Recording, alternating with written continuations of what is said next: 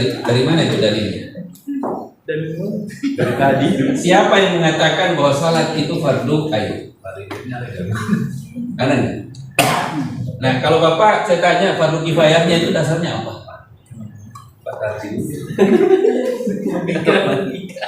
Pikiran saya. Maka saya minta, apa hukumnya itu sholat? Kalau wajib, apa itu? Yang wajib, apakah sholat itu wajib atau Quran yang wajib? Saya mungkin Pak. Silakan. Ya. Nggak apa-apa, kita diskusi. Iya. Karena dibandingkan tadi antara sholat dengan baca Al-Quran Iya. itu suatu dua hal yang berbeda sebenarnya. Jadi ketika kita memahami sholat itu harus tahu dari mana rujukannya. Iya. Maka untuk mendapatkan ini sholat ini tadi wajib, maka wajib jugalah yang mempelajari suatu yang menghantarkan untuk mengetahui yang ini. Iya. Ya, itu satu wajib. Iya. Jadi mempelajari Al-Quran itu pun saya pahami itu wajib, karena dengan mempelajari Al-Quran itu kita bisa memahami sholat Iya. itu. Iya. Jadi sesuatu yang wajib dipelajari. Iya. Saya tanya, dari mana istilah wajib itu? Siapa yang mengatakan sholat itu wajib? Kayak gini kalau umpamanya dalam usul fikih ada di dalam Al-Quran itu kan aqimus shalah itu perintah amar itu. Yeah. Ketika amar dari Allah dan Rasul itu, maka itu bersifat wajib, sesuatu yang wajib. Nah, walaupun nanti ada dalam pembahasan yang lain itu masuk ke bagian yang sunnah kayak gitu ya. Yeah. Tapi pada umumnya dalam usul fikih itu sesuatu yang amar dari Allah dan Rasul itu bersifat wajib. Gini, apakah setiap al-amr lil wujub atau al-amru lil ibah? Dalam konsep usul fikihnya al-amru lil wujub. Ya, itu satu. Tahu itu. Iya. Tapi kapan berlaku usul fikih? Makanya itu nanti kan ada kita mengambil istinbat hukum itu dari Al-Quran tadi. Iya. Maka untuk mempelajari kita tahu ininya, maka cara istinbatnya harus dari Al-Quran itu apa namanya? Iya. Untuk mempelajari Al-Quran itu pun Iya. sesuatu yang wajib sebenarnya. Dari mana ulama itu mengatakan bahwa aqimus shalah itu adalah wajib? Sebelum usul fikih. Saya dari syariah kan? Ya. Betul, saya juga S1-nya syariah. Iya. Ya. Jadi ada nggak ayat Al-Quran? Apakah semua kata perintah dalam Al-Quran itu adalah wajib? Ya ayyuhalladzina amanu idza tadayantum bidainin ila ajalin musamma faktubuhu. Apakah wajib sih? Tidak. Nggak ada ulama yang mengatakan mencatat. Makanya ada bagian-bagian apa nanti. Nah, maka pertanyaan saya, kapan kata perintah dalam Al-Quran itu disebut wajib? Kan ada karinahnya. Qarinah itu yang penting. Nah, kenapa ulama itu mengatakan bahwa salat itu wajib? Padahal tidak ada ayat dalam Al-Quran mengatakan salat itu wajib. Ada nggak? Tidak ada. Ada yang hafiz di sini? Coba aja lihat itu surat Al-Baqarah sampai akhir surat An-Nas. Aqimus shalah wa atuz zakat. Ada nggak ayat yang mengatakan di sana bahwa salat itu wajib? Tidak ada. Padahal semua ulama sepakat bahwa salat itu wajib hukumnya. Pelaksanaannya itu fardu ain. Tapi hukum salat itu adalah wajib. Siapa yang mengatakan itu wajib? Rasul.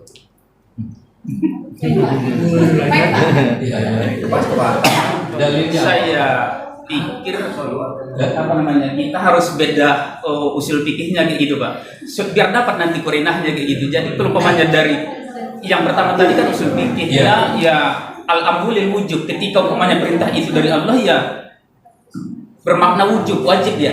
Itu salah satu korinahnya. Iya. Saya pikir kayak gitu. Walaupun ada nanti yang menisbatkan yang lainnya kayak gitu kan. Jadi itu masih banyak sebagiannya. begini. Munculnya istilah usuluddin mana lebih duluan, dalil atau usul dulu? Dalil. Dalil. Kenapa dalil itu muncul, usul itu muncul?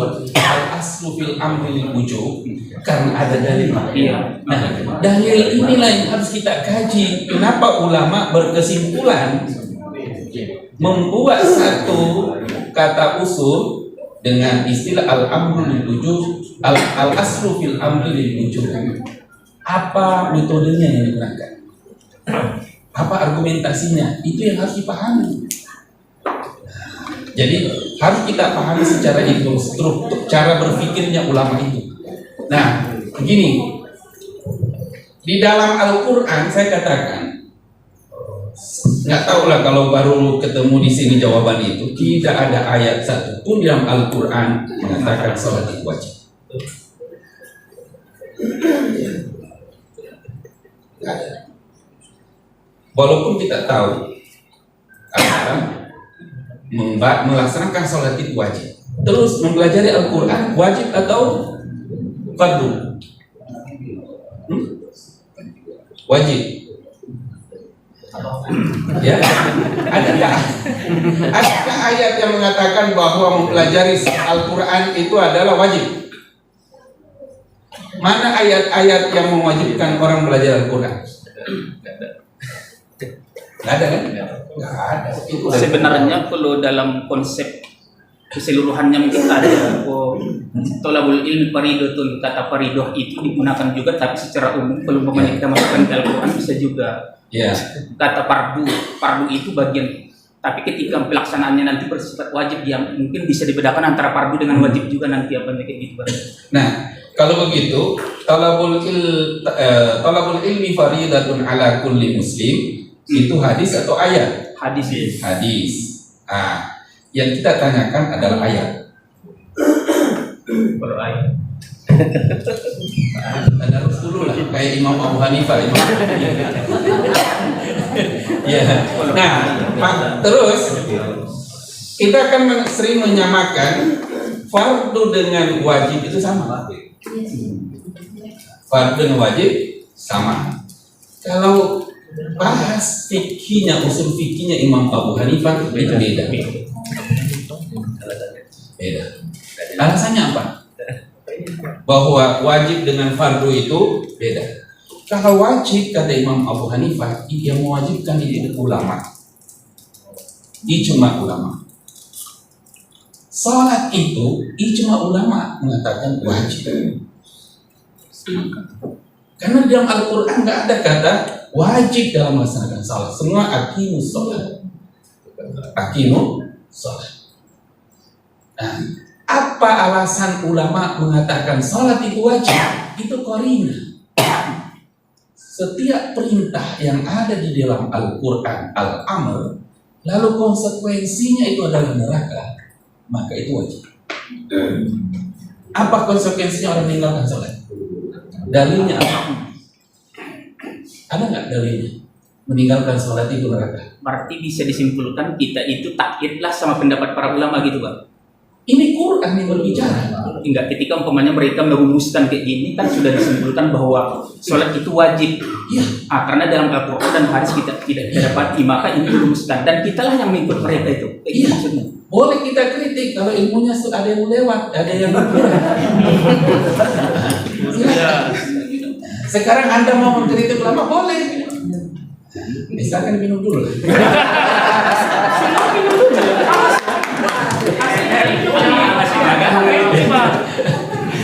Saya tidak jadi masalah mau dikritik, udah biasa. Saya disesatkan udah biasa. Kalau saya nggak disesatkan nggak akan nggak ketemu di sini lah. Ini saking sesatnya saya sama. Iya. Dan buat saya itu seperti ini biasa. Jadi nggak usah terlalu ini Ya. Minum aja ya.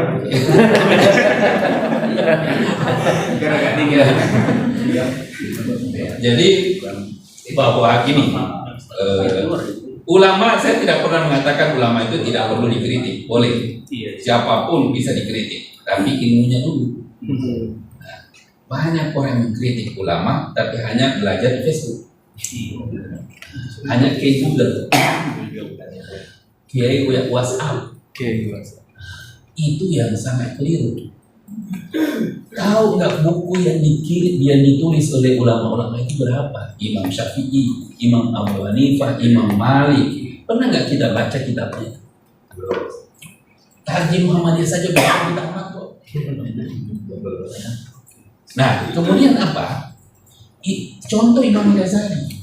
Imam Ghazali itu ketika mau menulis tahafudz falasifah, kesesatan falsafah, filosof. Berapa tahun belajar tentang filsafat? Hampir 4 tahun. 4 tahun dia pelajari pemikiran filsafat itu baru berani menulis itu. Kalau kita baca langsung dijawab. Kenapa? Ya itulah kita terlalu senang yang instan, tidak mau berpikir, sehingga kadang-kadang jawaban kita itu nggak pernah dipikirkan juga. Nah, jadi ketika kita mau memprotes atau tidak mau taklid kepada ulama, silakan, tetapi pelajari dulu cara berpikirnya. Nah, seperti ini tadi, kenapa ulama itu mengatakan bahwa salat itu wajib? Nah, itu ada ayat yang mengatakan aqimus sholat. Kan dicari itu berapa kali kata aqimus sholat di dalam Al-Quran. Nah, terus itu ada perintah sholat. Lalu apa konsekuensi orang meninggalkan sholat? Dalilnya apa? Ada nggak di Quran? Bacalah surat Al-Muzammil. Masalakakum fi saqar. Qalu lam naku minal musallin wa lam naku nut'imul miskin wa kunna nakhudhu ma'al khawidin. Itu dalilnya bahwa orang yang meninggalkan sholat itu pasti masuk neraka sakar. Karena konsekuensi orang meninggalkan sholat itu adalah neraka, maka ulama ijma itu kata guru saya usul fikih itu boleh jadi lebih tinggi kekuatannya daripada wahyu. Karena kalau ijma itu kan sepakat. Kalau wahyu masih boleh ditafsir. Paham maksudnya? Kalau nggak terjaga keseruan, jangan. Apakah yang dimaksud orang yang masuk neraka sakar itu adalah sholat yang dibakar maksud? Iya, orang yang tidak sholat. Enggak, maksudnya sholat yang dimaksud kita secara umum. Iya. Keterangannya cuma penafsirannya. Lihatlah tafsir. Itu kan pendapat. Iya. Sekarang mau memahami Quran tanpa pendapat orang dari mana? Kan bisa saja. Ya. Kalau saya melihat kalau sholat itu dimaknai dengan doa, Bisa saja nggak salah, tapi tidak salah juga yang memahami seperti itu. Bapak tidak salah, yang ini juga nggak salah. Berarti nggak ada masalah kan? Ya udah. Saya sedikit lagi ya. Ya silakan. Saya punya peta konsep. Kalau dalam dinul Islam itu agama Islam, yang di bawahnya itu ada 2 pedoman kita, Al-Quran dan hadis. Maka di bawahnya nanti fiqhul Islam, pemahaman para ulama gitu. Tapi ketika dikaitkan tadi bahwa mungkin kesepakatan para ulama ini bahkan lebih tinggi dari Al-Quran itu, saya pikir tidak. Saya kurang setuju dengan itu ya. Saya tidak setuju lah. Karena kita mengambil itu, kita rujukan itu sebenarnya ke atas kayak gitu. Jadi ini masih di bawahnya. Jadi kalau umpamanya pemahamannya tadi multi tafsir lagi kayak gitu. Tapi udah ijma para ulama itu semuanya mengambil dari dasar yang 2 ini. Jadi masih kedudukannya lebih tinggi daripada pemikiran siapapun saya pikir.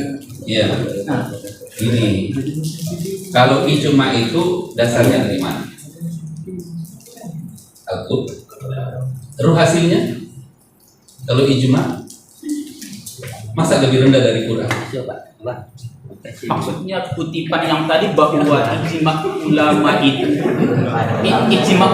pemikiran atau umpamanya sesuatu yang diambil dari intisari, yang diambil dari rujukan awal itu lebih tinggi dari rujukan itu sendiri. Itu agak sulit saya memahami. Oh iya, itu memang perlu belajar usul fikih di setahun. Iya sih. Iya, benar. Iya. Kenapa? Harus dipahami itu di dalam ijma. Kenapa ulama berijma? Apa dasarnya orang itu berijma? Nggak mungkin kalau bukan Quran. Iya, makanya saya konsepkan tadi dinul Islam di bawahnya itu ada Al-Quran, ada hadis, inilah menjadi sumber keduanya. Tapi ketika kita memahami bahwa pemikiran mereka lah yang lebih tinggi dari Al-Quran dan hadis itu kan agak sulit kita memahaminya. Kan ijma'nya itu lebih tinggi daripada Al-Quran. Kenapa? Ya karena dasarnya dari Quran. Ada nggak yang meragukan kalau sudah ijma? Salat itu ijma wajib. Ada nggak meragukan? kecuali orang nggak sholat. Dia meragukan. Tapi di dalam Al-Quran sendiri masih ada kata sholat tidak mengatakan perintah sholat. Fawailul lil musallin. Nah, fasalli li rabbika wanhar. Ada kata-kata sholat di dalam Al-Quran tidak diawali aqimus sholat. Kenapa? Karena belum tentu sholat di situ. Seperti yang disampaikan Bapak tadi. Makanya saya tidak pernah komplain dengan Bapak yang berpikir ke sana. Paham nggak maksudnya?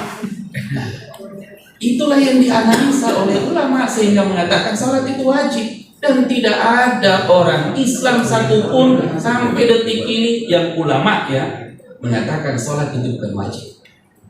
Dari mana? Itu ijma. Kalau baca Quran, banyak orang nggak mau sholat karena Quran. Wawailul lil musallin, nggak usah sholat. Jangan kalau orang yang sholat. Tapi apakah itu ijma? Bukan. Itu penafsiran, pemahaman pribadi. Dia mungkin karena masih satu ayat aja yang bacanya nggak disambungnya Pak. Soalnya sambungan ayatnya harus ada itu. Maka disitulah sholatim sahun gitu kan. Jadi kalau sepotong kita ambil ayat itu ya banyak itu ayat ketika kita ambil sepotong bahkan untuk yang lain pun mah agak ngawur artinya gitu. Jadi nggak boleh gitu. Coba aqimis shalah li zikri. Untuk mengingatku gitu ya. Lu ngajar kan? Makanya banyak itu murid-murid udah sholat, udah Pak, gimana? Ingat aja gitu. Nah itu agak. Berarti itu kan bukan ijma. Iya. Paham maksudnya Pak? Belum paham. Ini lain jurusannya lain. Sengaja saya buat seperti ini ya supaya mungkin selama ini kan kita nyaman-nyaman aja dalam pemikiran. Iya. Boleh apa Ya. begini. Kenapa? Kalau Bapak bingung, ya baru hari ini. Kalau saya udah dari dulu. Jadi saya cari-cari orang yang mau menemani saya bingung lah. Istri saya itu tahu betul itu. Nah, jadi kira-kira seperti itu. Bahwa yang mencari kebenaran itu perlu juga upaya yang maksimal.